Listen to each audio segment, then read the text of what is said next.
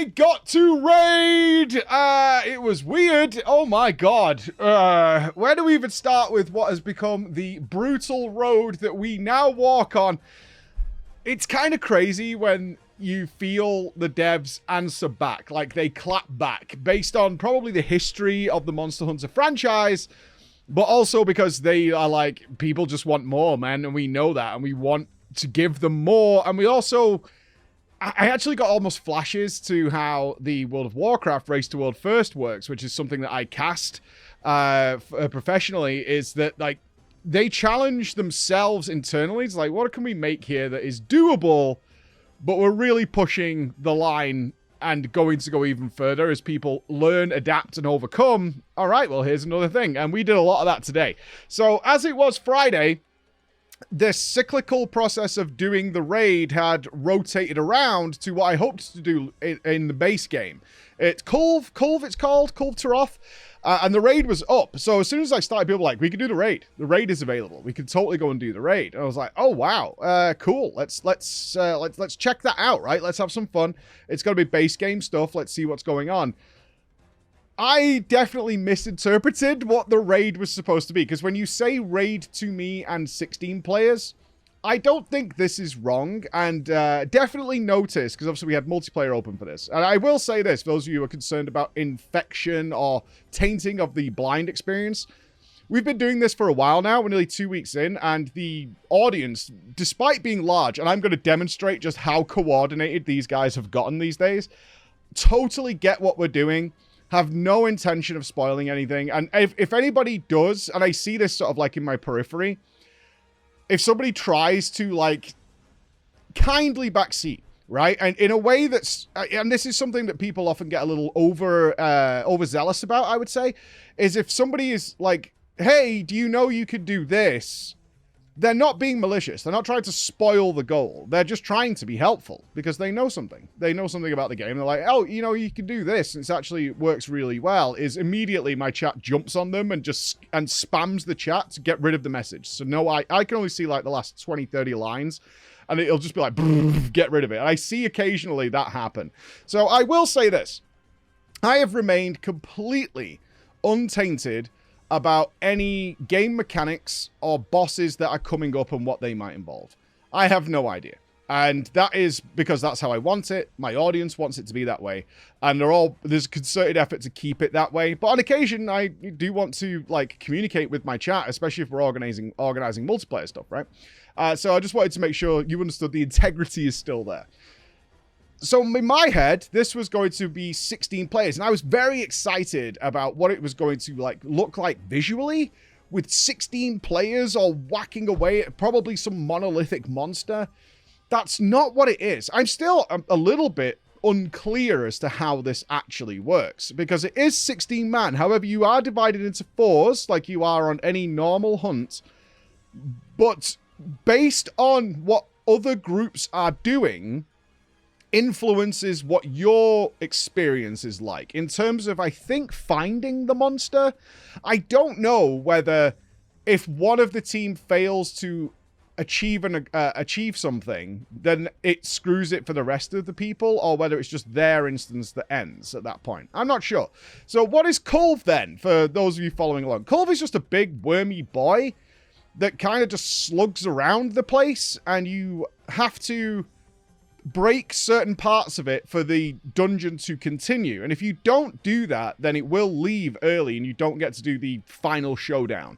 And there's lots of environmental stuff. You can knock rocks onto it in certain places and things like that. And essentially, it feels like it's a transmog / layered armor, which is what they call it. So aesthetic design farm is what I guess. Like, it's not a difficult fight by any means, because for the most part, for the good first portion of it, like between the 3 zones, you don't really even fight it. It just slugs around and you can knock bits off. And there's a routine to this, is you fight it, you try and break it, because that means you will get the next area. Then you collect the loot on the floor, you go to the next area, you kind of do the same again. And it's in a maze, like a labyrinth area, and it can reappear anywhere. I think this is where the multiplayer or the raid angle comes in. It's like whoever finds it first and pings it, like we all get that message. It's like, oh, it's over there. We found it. It just happened to be where we were, and things like that. then you do actually get to have a fight. It's a very simplistic fight. This is from the base game, so it's one of those where we're doing things now which are so much more involved than what they are in the base game, which is the linear progression of any video game is like, oh, yeah, I remember what we did. Like, I definitely, like, got my absolute butt rinsed by Anjanath at the start of the base game, but now, I mean, right, it's not there compared to certainly some of the things we fought today. So we did that, and then it turned out there's various ranks of these. Is that you could do a master rank version. I was like, oh, sweet. So I went into that, and it was fine. It was really fun. It wasn't what I expected it to be. I did learn some things, though, which is what you'll pick up because you're observing what other players do, such as when you grapple onto an enemy, it will only allow one person to have that spot. So whether it's an arm or the head or whatever, is my attack, my main charge attack involves me being clutched onto part of the body. But if somebody else is clutching on them to do their main attack as well, it'll just knock me off because you only allow one of you to be on at the same time. I also learned that if you're not paying astute attention, which I was, apparently this was very bad Monster Hunter World etiquette. It was totally not intentional. I've actually been pretty good about seeing if somebody's mounted an enemy and getting ready to, like, hit it when it drops. But I didn't notice that, and I noticed that something was flying up, so I flashed it, and that apparently knocks off the person who's currently mounted it. I was like, faux pas. That is a very big Monster Hunter faux pas, because you do knock the person off who's tried to, like, actually bring the enemy down. So I enjoyed this a lot. I will say, in the Master Rank at the very, very end, it was possibly the most beautiful cinematic moment I've had in Monster Hunter World, where it rose into the middle and did this, like, AoE flash, which I've seen before, these room-wide flashes, that actually was just beautiful to behold. It was absolutely beautiful. It was gorgeous as it died to collect these rewards. But mostly, it seems to involve... These weapons probably are pretty good if you upgrade them, but they're mostly, like, cosmetics that you can then turn in various resources, and you get, like, a lottery to see which weapons you picked up, and you can change your... I've unlocked a lot of stuff now, which is, like, you can now just, like, transmog your weapon. You can change it to look like anything you want and design your character however you want. I haven't invested in that yet, but that's where we were at. But then it was time to get a little serious. Oh, boy. Oh, boy. Yeah. I wanted to pursue... following the prodding by my audience, which is done by a sort of blind communication where my... my editor, Bex, who's editing these videos, our community manager, actually gauges the chat and then relays, like, a vague prompt to me to do the special assignments. Now we've got better gear. Started off pretty well. I had to kill a Kirin, a hornless Kirin, which was neither here nor there. We killed that very quickly. And then this is opening up more areas of the Guiding Lands. I was like, oh, I see. We're unlocking the whole of the Guiding Lands, because the initial response I got to the Guiding Lands is, we kind of do want to do this, but, like, not yet. So I get it now. Is like, this is actually the path that unlocks all the areas, and then we'll probably dive into these monsters here. Which then led to Reggie. Oh, Reggie. Reggie the monkey boy. Oh... yeah, this is a step up. This is a step up. What an absolute... I love the feeling you get via their animations and what they look like, and then how they actually perform in combat, of a hulking mass of muscle. What a brute that is ridiculously agile, insanely fast, and just clobbers you into the floor. I'm noticing the shift in gameplay now is more towards don't get hit, because in a lot of ways, and this is very apparent on the next fight we did, there's opportunities to attack, but you have to not need to heal to take advantage of them, because they're very brief. They're very, very brief. Now, I know very seasoned players could probably spot a million of these, but we know the progression of Monster Hunter is, like, the more you play it, you do see these windows, but on your first time, you don't. So, I was just getting battered. But I also know it ain't a gear issue. I have gear. At least for now, I suppose. I have gear. So it's not that. I was like, this is just a get better angle. That's all this is. This is just a get better angle. So it was a few tries on Reggie. But I did start to see the opportunities. And I did start to see the windows of where I could go. and it started to sort of come together. How to use the environment of the Guiding Lands a little better. There's a great area that's full of nitro toads, paratoads, poison. It's a nice grassy area. That was cool, and got him poisoned and stuff. It doesn't do a lot of damage, but it certainly helps. And also just not knowing how much HP these enemies have got, and then suddenly that moment when they start limping. One thing I found, I can't remember if it was this boss or the next one we did, is that they couldn't be trapped.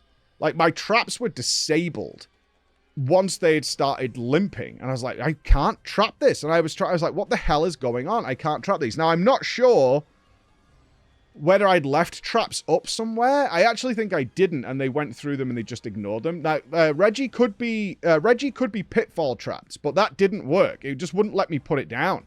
I was like, that's really weird. It could have been the environment or whatever where his final fight is. I'm not sure. I'm honestly not sure what this is, but it would not let me put a trap down.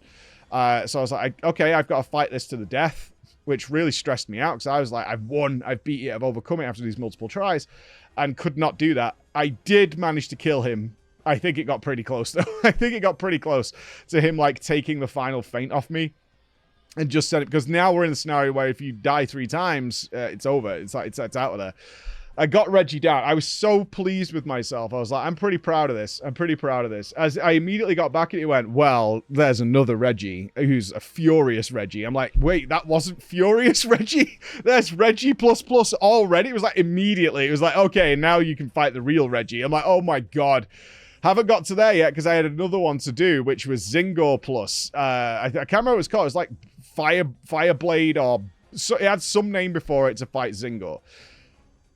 I fought Zinogre before, so I actually started off better than previous. However, the thing that, and I don't know what the solution is here. I'll be honest with you guys. I do not know what the solution is Zinogre, when he gets furious, Zinogre is very angry. Zinogre behaves like you've stolen all the sweeties in the world from his house on Christmas Day, and he will wreck you. Absolutely wreck you. I started to figure out the patterns of certain attacks where he fills the room with fire and electricity and all sorts of things.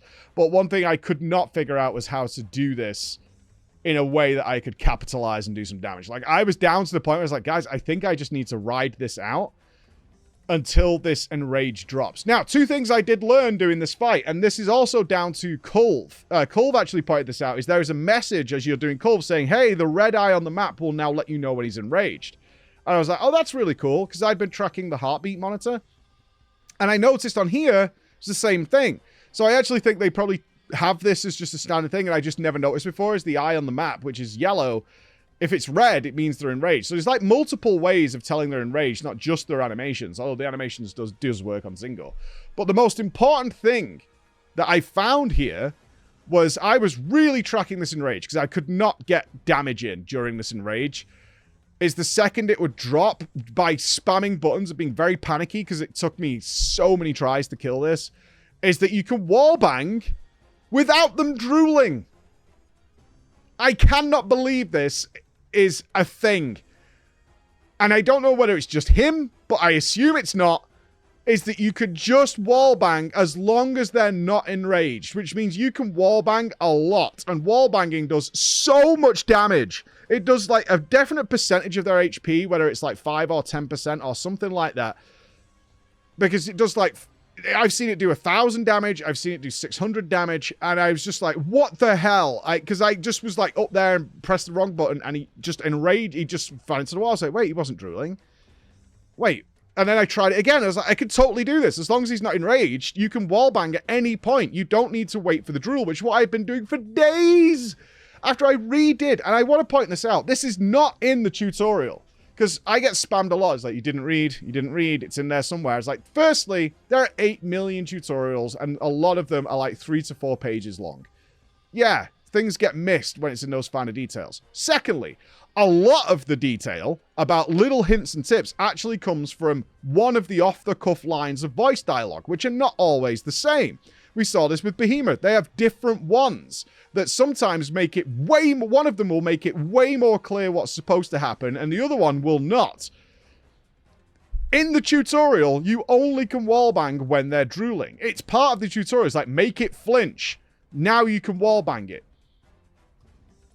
Now, it might be buried somewhere in a tutorial or something like that. Like the Enraged Red Eye. I'm sure you all take this for granted or noticed it on the UI before I did, but it is not, from what I can tell, and I browsed the tutorials, in there. It doesn't tell you that. It's one of those things that's just not there. And I'm like, God, infuriating. Absolutely infuriating. And it's also weird. I'm going to point this out, is how some people are very upset that you don't know certain things. An example would be Kulve, right? You access Kulve by going to a different menu. So you go to the quest person, but then it'll give you the Kulve thing because it's up. So you go to there, and that's how you access Kulve. But for Master Rank Kulve, that's actually in a different menu in the events page at the end of the events page. And I did notice a couple people saying, like, how can you not know this? I'm like, why would I know this? Why would I know that to engage this fight, there's a clear option that's in gold that says go to Kulve? But if you want to do a different version of Kulve, that's actually in a completely different menu on a totally different page. Why would I know that? For what reason would I know that? That's illogical. It's crazy to think that. One of those things that if we talked about this on Rurikard's podcast is like expected knowledge, right? Expected knowledge or just known knowledge that seems very obvious to people who've been playing for a long time. And we compared it to the FF14 map. If you've been playing a game for a long time, a system that isn't particularly well done is normal to you now, and you kind of think it's okay. But that fresh eye perspective is like, no, that doesn't, it should be Kulve and then Master or high rank. Like that's how you would do that, but they don't do it that way. Anyway, I did eventually kill this. I saw him limp off again. I was like astonished. I was like, oh my God, we did this. But then the quest went in a different way. There's a second raid, which I kind of knew because when we thought we were going to do the raid last Friday, it was like, oh, that raid's not up. So I was like, okay, so there's another raid that came with Iceborne. Here it is. I talked earlier about the coordination of the internet, and I am astonished at how people put this together, because it became very apparent very early. Now, at some point, this system was altered, changed, something was done with it for some reason. I don't know the details, but I was made aware that this wasn't how it's done, or it was done this way and they changed it later, or something along those lines. Either way, here we go. It was made very apparent by the game that what's about to happen is a multiplayer experience. Far more obvious than it was with Behemoth. In fact, to find out that Behemoth is multiplayer, whether or not you knew this or not, is actually by going to read the ecological report on it, not what you're told in-game. It is just the ecological report which will say, oh, yes, you should be doing this with multiple people. There should be a tank healer and a DPS, etc., etc., that should be doing this. That is in the ecological report. It is not in, like, the dialogue or the setup for it. This one is different. This one made it very clear. It's like, gather some hunters. Meet in the gathering hub, the multiplayer hub. Meet in the gathering hub. You are going to take off a massive challenge. And I was like, oh, my God, what are we doing here? And I was like, oh, it's probably the raid, actually. And so I get in there, and I'd had the lobby open since the morning because we'd done Kulve, right? So this is much later in the day. And it's filled with people. Absolutely filled with people. And I was like, oh, so you guys knew the raid was coming, so you're ready to do the raid. And so I go to get the quest, and I post my quest. They had coordinated in order to preserve an experience or to troll, which direction you can decide here, guys, to not join at all. None of them. The lobby is filled with people. And no matter what quest goes up there, people join in. If I don't accept the quest and I join one of the other teams of 3, then everybody else does the other quest because they just want to play together because it's Monster Hunter and people want to do that. Not one of them. And they had a representative who stood in front of me who was going, I'm like, okay. And at this point, I'm questioning, like, is this soloable or not? And then, I think it was Bex who came to me and was like, apparently this is soloable. I was like, okay. In we go then. To a very, very large dragon. Now, I did not like this fight at all, but the stubbornness kicked in. Why didn't I like this fight? I think the problems I have with this fight can be beaten with certain gear sets and certain gem setups. I think after a lot of trying to modify my armor set to get around the biggest issue I had with this fight, there's something called Brace, which could stop some of the things that were the main issue I had with this fight. What was that main issue? Nearly every attack this boss does, I don't even know its name, can stun you to the floor. Not in like the dazed stun. I can counter that with a 90% stun reduction on gear, which I had. But it can knock you to the floor to the point where your character is like crawling. It's not a ground tremor either, although the boss does do that too. So the boss has many, many ways of just CCing your character. And the boss is very simply going to kill you without you being able to do anything. And it was the most obnoxious, frustrating, painful experience to fight this boss because of that. Like, the boss itself, not hard. Actually quite simple. Fancy, visual, had some cool mechanics, such as it would fixate people, which was only me. And you had to kite it around rocks to block certain mechanics and things like that. I actually was, as I was trying this, and this took a good part of my afternoon, was that I think you can DPS it during these windows. It's just much riskier because it's enraged. And the idea clearly is, and this is where I was like, immediately, I was like, this is supposed to be multiplayer. Because the spoken word dialogue, the voice acted dialogue during this is talking to you as if you have many players. It's like, you guys need to split up. And I'm like, I'm on my own. You got, one of you should kite one of you should run. The rest of you, this is a DPS window for you, right? It's telling you and talking to you with voice acting as if there's at least 3 of you in there. Not just you on your own. So I was like, okay, am I being trolled here? And that's when I asked the question. It's like, is this soloable? That's all I asked. It's like, is this soloable or are you guys kind of trolling me? And the feedback I got was a little mixed from Bex, who like gauged the chat as they responded, is it is soloable. At some point they did change it to be, or did something to it to make it multiplayer. And it is intended to be that way, but it's totally soloable. So I started to be reminiscent of Behemoth. And that's when the stubborn mode kicked in. Is I was trying to figure ways around this. Because I like the puzzle. I like the challenge. And I was progressing the fight. I did actually quite fine on my first pull. I got it to like a second phase where it like dropped down. And it tells you like these environmental things you do. You can root it. If you flinch it here, it will get rooted. You could drop these rocks on it and do all these kind of things. And it transitioned off to another phase. So I made a like internal decision with myself. It's like, I want to beat this phase. If it then goes to like another phase, because it was it was almost potluck for me to get it going in this fight, because it could just, one bad hit, which happens to everybody during progress, is you would just lay on the floor and you would get melted and you would just die. And there's nothing you could do about it. You literally can't get off the floor, at least with the gear I had. And I was getting frustrated. I was like, this is just infuriating because it's not a particularly difficult fight. It's very easy to flinch. There's spaces you can stand to do damage, but it can just do something that wrecks you, right? Like it's got a charge. When I kited around, I think 5 times without ever getting hit at all. It was like super easy and almost boring. And then on another one, it was like sliding across the floor constantly and just absolutely wrecked me doing that. And I was like, I haven't done anything different, but it's still getting me. And I was angry and I was upset and I was like very vocal. I really dislike this fight. And I was trying to find ways around it and things like that. Couldn't find them. But I had Shades of Behemoth, which is on Behemoth. I learned it was multiplayer, and I kind of gave up at that point, only to discover that this is the repel version. And if you just did a little bit more damage, the fight comes to an end. Because it just wants to show you this main mechanic. It doesn't actually want you to kill it now. It just wants you to show you the mechanics. And I was like, I will be so upset at myself if we Behemoth this again. In that if I just could go another 12% of its HP or whatever, some short amount of time after where we got to in our furthest progress, the fight just ends. But we come in on multiplayer and we just crush it and I have a very disappointing experience. It's like, I want to try this until something else happens, because that's what I'm like looking for. I want something else to happen. Or I have a very, very good pull where I did tons of damage and it's just still alive. Then it's got like multiplayer scaled HP or whatever. Okay, because the game's telling you this is multiplayer. I pushed into this so much. This was my entire afternoon.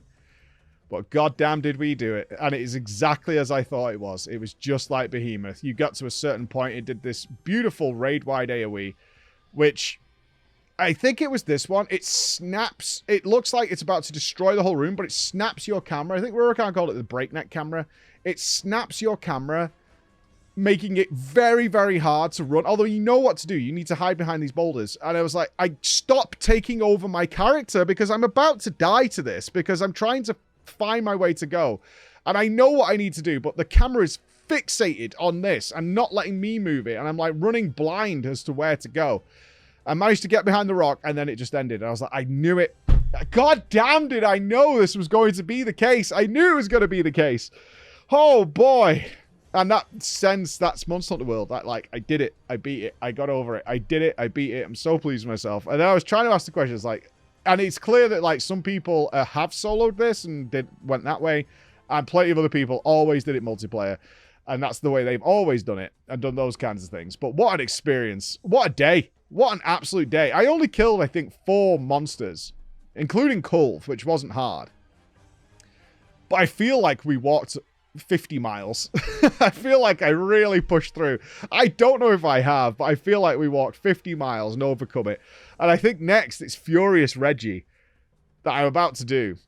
And I don't know where that goes, man. I don't know where that goes. But goddamn, I'm smiling. It's hard. It's frustrating. I'm angry. And I'm smiling. That's the game. That's the game. So I'll catch you next time with maybe Furious Reggie has put a stop to my smile. I don't know. I don't know, but we'll see. All right, guys. So thank you for listening. See you tomorrow. Bye.